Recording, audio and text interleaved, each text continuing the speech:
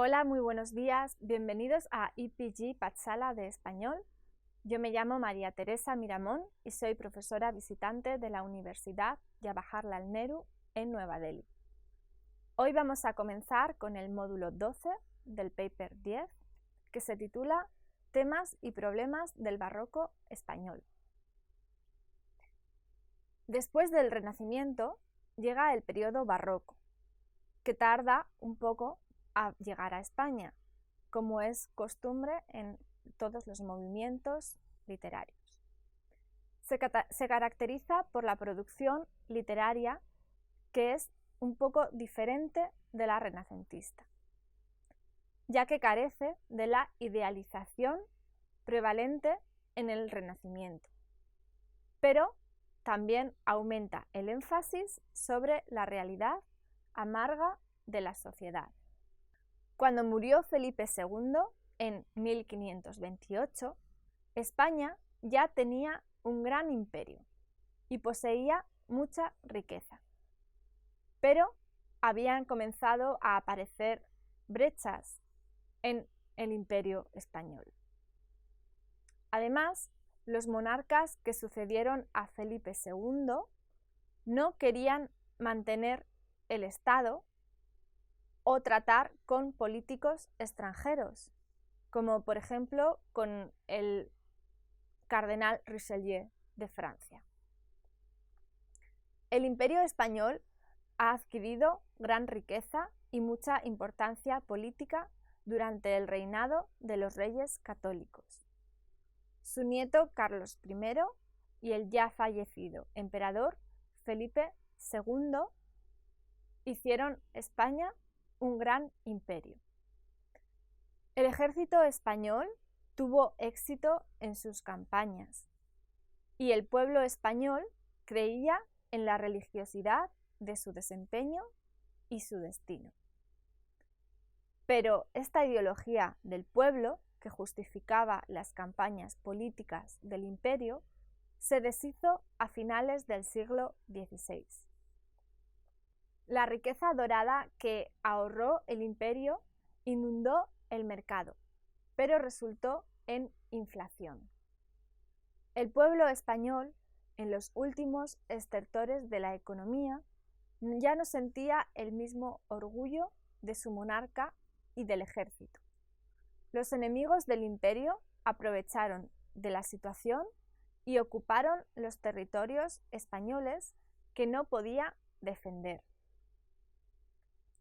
Dice Roca Franquesa que había varios casos en la caída del imperio, y cito así: la desproporción entre la potencia militar y económica, la expulsión de los moriscos, que si como medida política pudo ser defendible, en el aspecto económico fue fatal para la industria y la agricultura.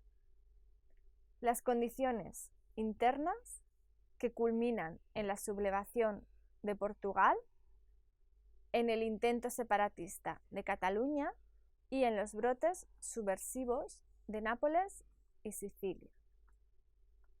La coalición contra España de los estados luteranos, fomentada casi siempre por Inglaterra y Francia, la desidia de los monarcas, la incomprensión de los ministros, el relajamiento, la prodigalidad y el lujo de las altas clases, en violento contraste con la depauperación y miseria del bajo pueblo.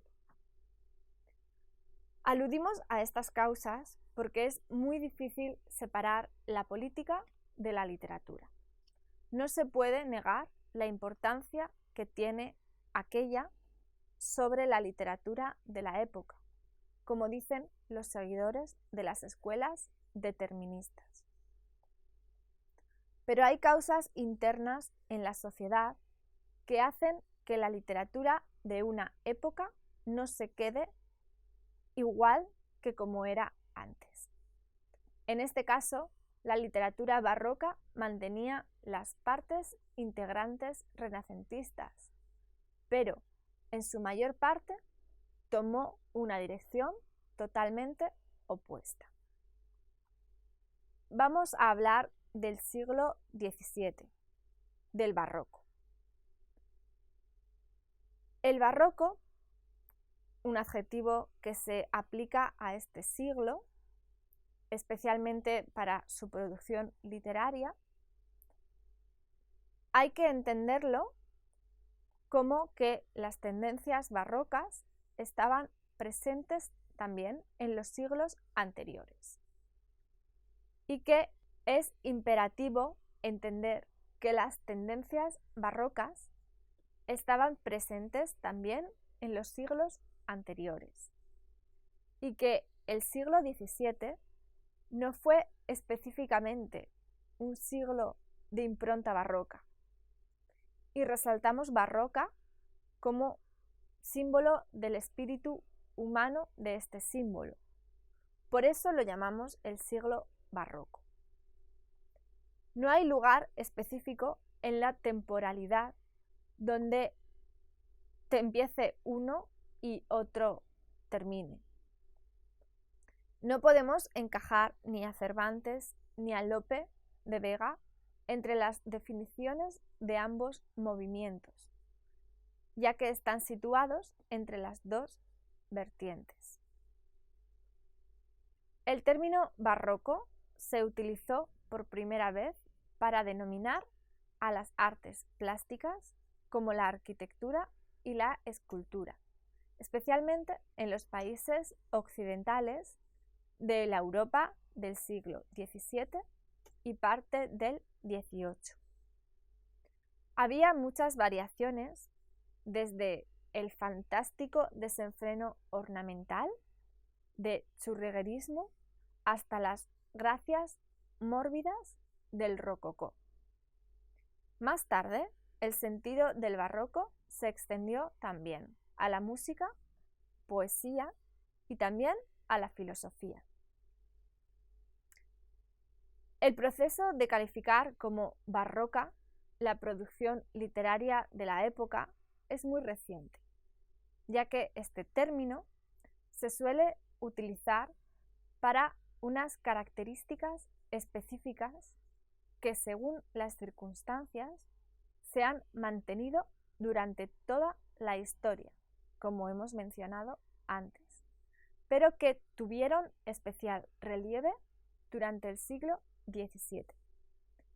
Y es por esta razón que lo llamamos el barroco. Así, dice Roca Franquesa, tenemos tres acepciones del barroco. Primera, las artes plásticas, que incluyen la escultura, la arquitectura y la pintura. Segundo, las manifestaciones espirituales de la época. Y tercero, el barroco también es una constante histórica. Y este es el tercer punto. Es decir, cada época de clasicismo es seguida por un periodo de anticlasicismo que le da libertad contra las normas creadas previamente. Y en este caso es el barroco, el cual es el periodo de anticlasicismo. Esto ha ocurrido durante toda la historia, pero se destaca más en esta época del siglo XVII.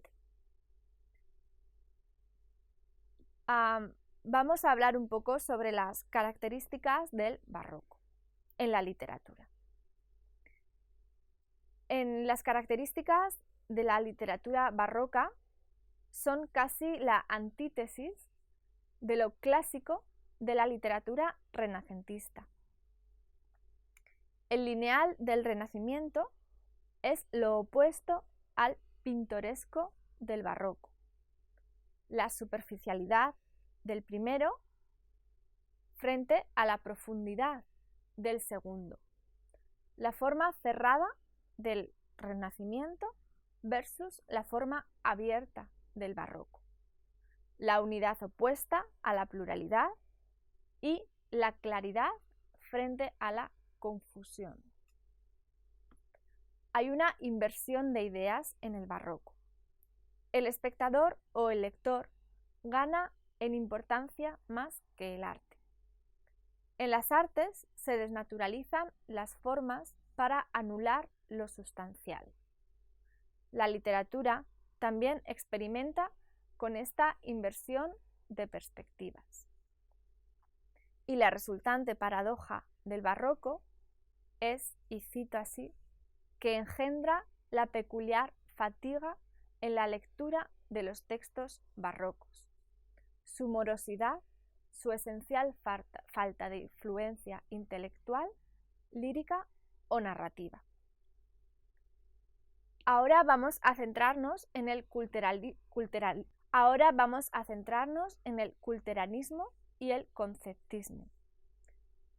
En la producción literaria, el barroco nos presenta dos modalidades, el conceptismo y el culteranismo.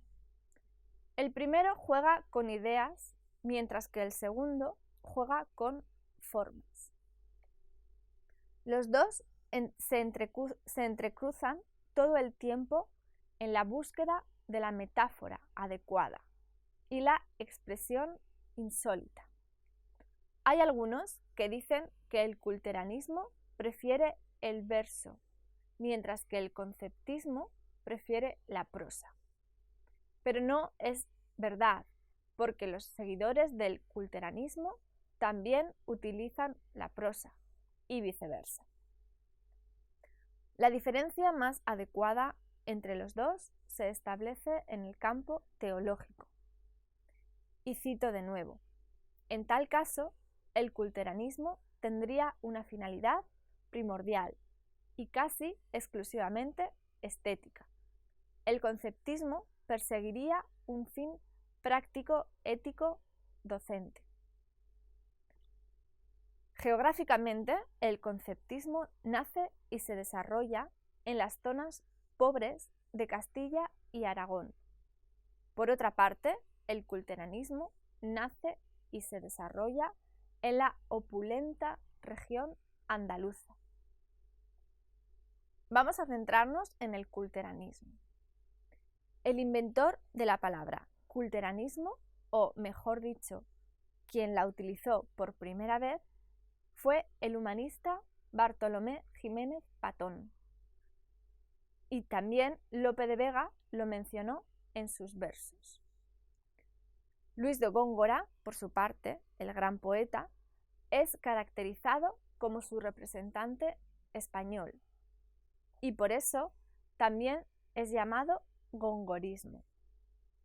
Se corresponde cronológicamente con otros movimientos europeos similares, como por ejemplo el marinismo en Italia, el eufemismo en Inglaterra o el preciosismo en Francia. Vamos a hablar sobre la poesía. La literatura renacentista era realista y también idealista al mismo tiempo, pero estaba ornamentada con un realismo sano y alegre. El realismo del siglo XVII, por su parte, es muy triste y agrio. El idealismo llegó a su apogeo con la expresión mística del espíritu humano. Pero en el barroco, aunque se siguen las publicaciones de los libros místicos, fueron regalados ahora a un campo teórico. El idealismo llegó a su apogeo con la expresión mística del espíritu humano. Pero en el barroco, aunque se siguen las publicaciones de los libros místicos, estos fueron relegados ahora a un campo teológico moral. La lírica se perdió en su equilibrio, fruto del Renacimiento. La mezcla perfecta de forma y contenido ha desaparecido ahora. Algunos, los culteranos, pretendían seguir la forma y los conceptistas el contenido, pero nunca llegaban a la pureza más bella de la época anterior. El espíritu renacentista lo vemos en muchos poetas y muchos escritores al margen, pero solo se destaca el nombre de Lope de Vega en la lírica de la época. En cuanto al género épico, no hay ninguna innovación en el siglo XVII.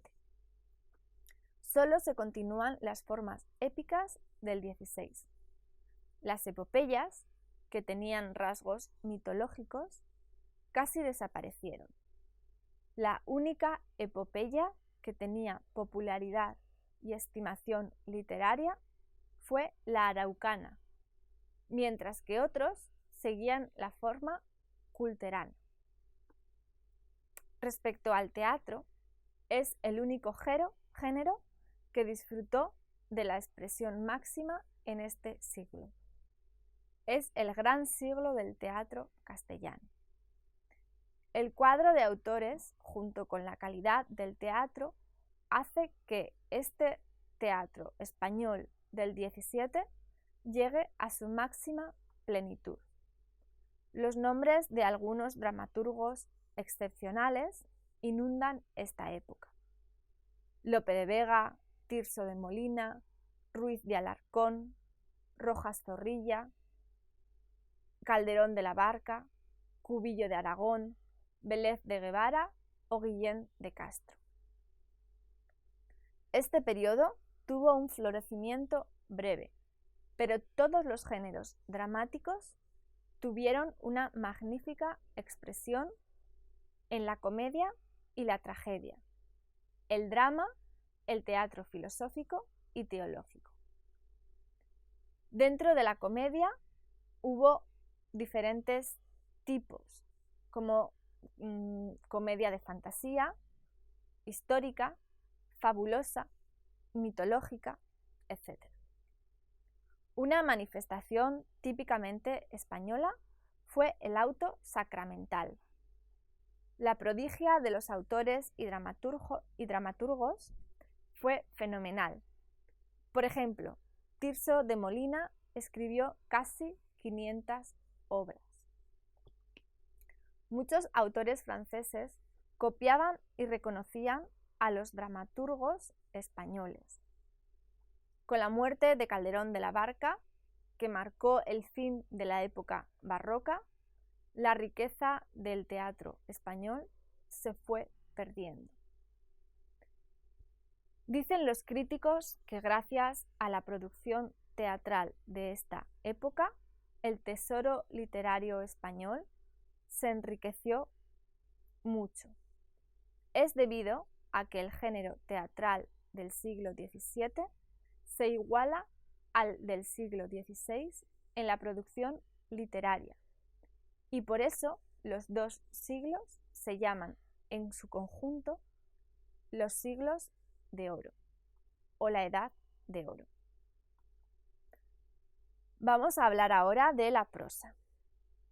Junto con la lírica, es la prosa la que más experimentó con el cambio más profundo. Las tres características más importantes de la prosa de la época son la originalidad, la agudeza y el ingenio.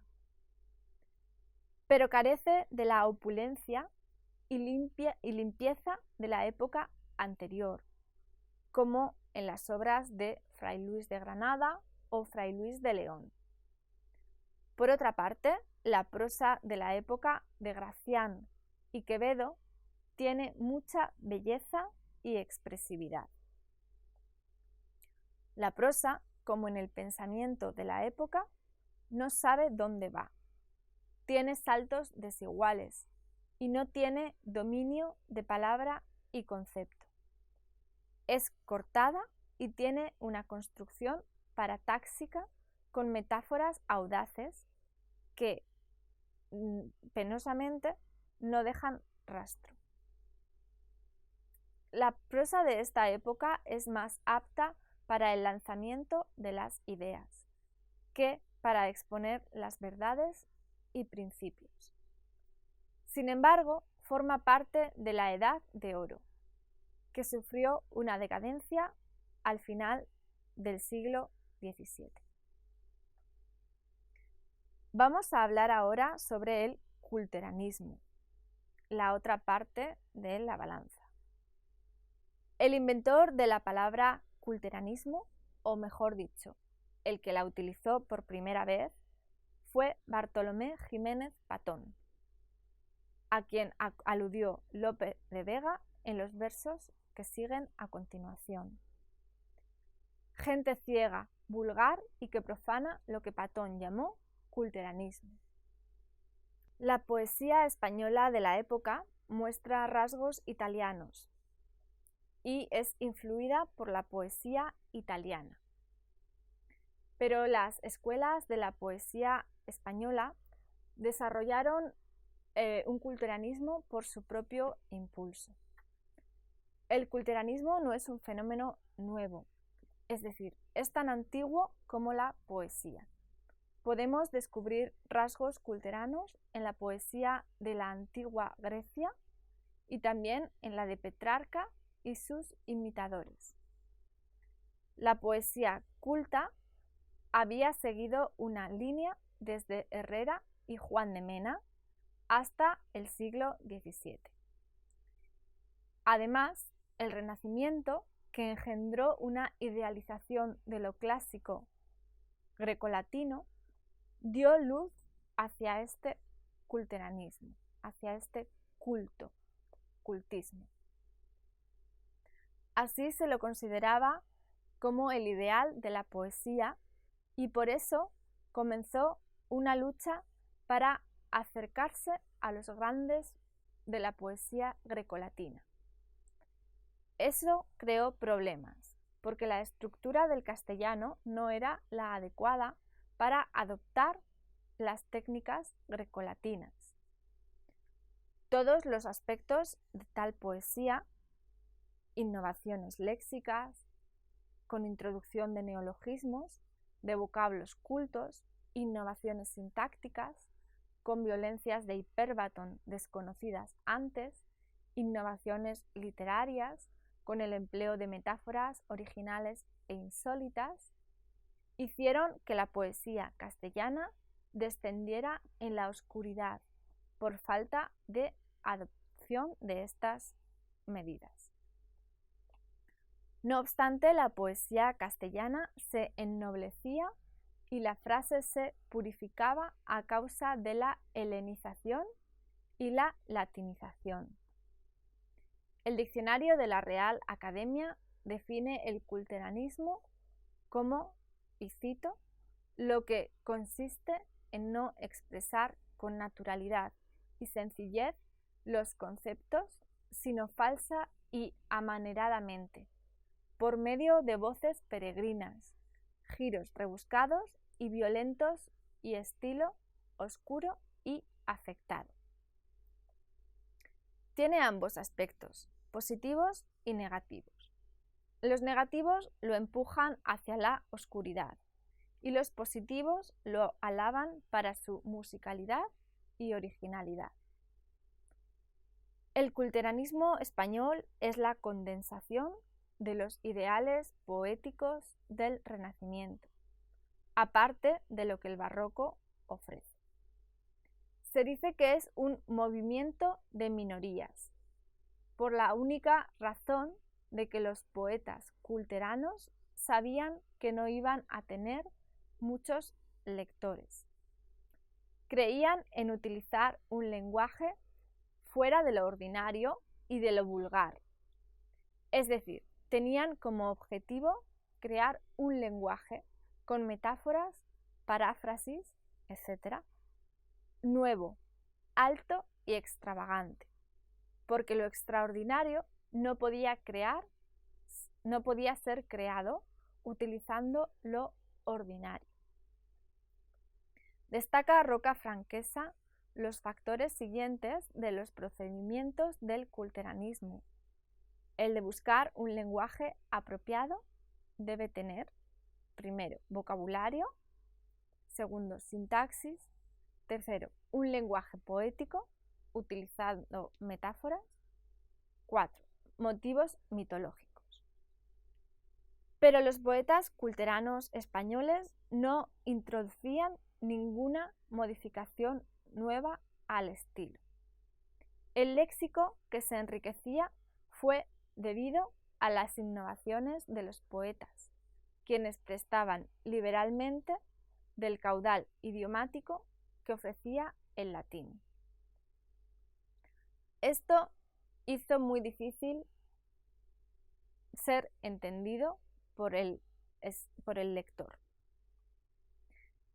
La sintaxis del lenguaje tuvo muchas modificaciones debido al uso extenso de metáforas e hipérbatón, que fueron usados para crear una nueva lengua. Sin embargo, como decían los críticos de Góngora, esto empujó a la lengua hacia la oscuridad, porque el castellano no permitía tantos cambios en su estructura como el latín. La metáfora es la base de toda poesía. El poeta la utiliza para establecer una relación entre la palabra y un significado simbólico. Pero los culteranos se refieren a la metáfora estrictamente literaria, que consiste en trasladar un término de su primera y más directa significación a otra que no es suya propia. Esto también hace a la poesía culterana difícil de entender. El último factor son los motivos mitológicos, que inundan la poesía culterana tanto que después de casi cada 2 versos hay alusiones a la mitología grecolatina que el lector ordinario no podía entender. Y ahora vamos a pasar a hablar del conceptismo, que es el otro lado de la moneda. Es como una antípoda del culteranismo, que juntos definen el ámbito literario de la época barroca. Hemos mencionado que es muy difícil dibujar una frontera específica entre el culteranismo y el conceptismo. Decir que el culteranismo se ocupa por la forma y el conceptismo por las ideas es destacar una de sus diferencias más básicas. El conceptismo aparece casi junto con el culteranismo. Dice Menéndez Pelayo lo siguiente: el conceptismo, lejos de nacer de penuria intelectual, se fundaba en el refinamiento de la abstracción. Era una especie de escolasticismo llevado al arte. No se puede decir muy fuertemente que las circunstancias políticas, religiosas o sociales dieran lugar a este movimiento, ya que floreció al mismo tiempo en otros países europeos, como Alemania, Francia o Italia, y no tenían las mismas circunstancias que España. El conceptismo del barroco da mucha importancia al individuo frente a la sociedad. Dice el crítico Sfand que durante la antigüedad fue el sabio un personaje muy importante. En la Edad Media fue el santo. En la primera mitad del Renacimiento fue el erudito.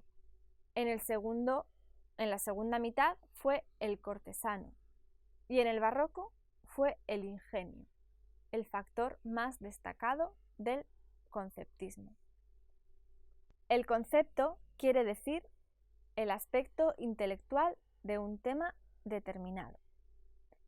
Para los conceptistas quiere decir la iluminación recíproca de 2 ideas ingeniosamente ligadas y comparadas entre sí. Por eso, los conceptistas creían en utilizar la antítesis y la contraposición. Cabe destacar que el conceptismo tampoco fue denominado como una escuela literaria en su tiempo, mientras que el culteranismo tuvo mucha difusión. Según su énfasis sobre el contenido, el conceptismo tiene las siguientes características. Los conceptistas creían en un poder ingenioso dado a pocos hombres privilegiados que les daba la habilidad de crear. El ingenio, entonces, era una característica muy importante. La agudeza, según los conceptistas, es la manifestación del ingenio. Es un pensamiento nuevo, sutil y original. El concepto forma base de toda doctrina. Dicen los conceptistas que, como Gracián, el concepto forma la base de toda la doctrina. Dicen algunos conceptistas, como Gracián, que las obras deben estar llenas tanto de ideas como de un lenguaje apropiado. La obra para ellos es como un árbol. Sus hojas son las voces y el concepto es el fruto final. El humor ya no es renacentista, es decir, los conceptistas ven la vida y la sociedad como un prisma deformador. Su humor es pesado, con burla, y es muy pesimista en contraste con el humor jocundo del Renacimiento. Resulta en el uso de expresiones y sentimientos exagerados y abultados. También los conceptistas tienen esta tendencia ético-docente, en la que quieren enseñar, no deleitar. Tienen una meta política y pedagógica. Por eso los conceptistas prefieren la prosa y no el verso, como los culteranos. Mencionamos que los conceptistas no fueron aficionados de experimentar con la forma, pero no es verdad. No querían confesarlo, sí, pero sus modificaciones conceptuales exigían modificaciones verbales paralelas. No es posible jugar con las ideas sin jugar con las palabras. Ellos también buscaban la metáfora adecuada, al igual que los culteranos. El conceptismo tiene algunas características externas también. Por ejemplo, la primera de ellas es que los conceptistas utilizan mucho la antítesis. Repito. La primera es que los conceptistas utilizan mucho la antítesis de palabras, frases e ideas con sorprendente originalidad. La segunda es que usan un laconismo deliberado para afectar al lector. La tercera es que utilizan también las voces del doble sentido. Quiere decir que utilizan palabras y frases que dicen una cosa y significan otra. Cuarto, la hipérbole, es lo menos estudiado de todos los aspectos externos del barroco, pero afecta a ambos, tanto a culteranos como a conceptistas. 5. En el aspecto gramatical, los conceptistas usan el zeugma, es decir, una palabra que conecta muchos elementos, pero por su sentido solo se acomoda a uno. Como conclusión, podemos decir que el barroco es, en muchas maneras, el desenlace del Renacimiento. El idealismo y el humor jocundo del Renacimiento se sustituye por la sobriedad y el pesimismo del barroco. Los límites y los contornos se borran y la forma artística pierde claridad. No obstante, queda claro que el dinamismo que posee el arte y la literatura barroca es casi cinematográfica, es decir, un paso importantísimo en la evolución del espíritu humano. Y eso es todo en cuanto al módulo 12 del paper 10. Muchas gracias. Bien.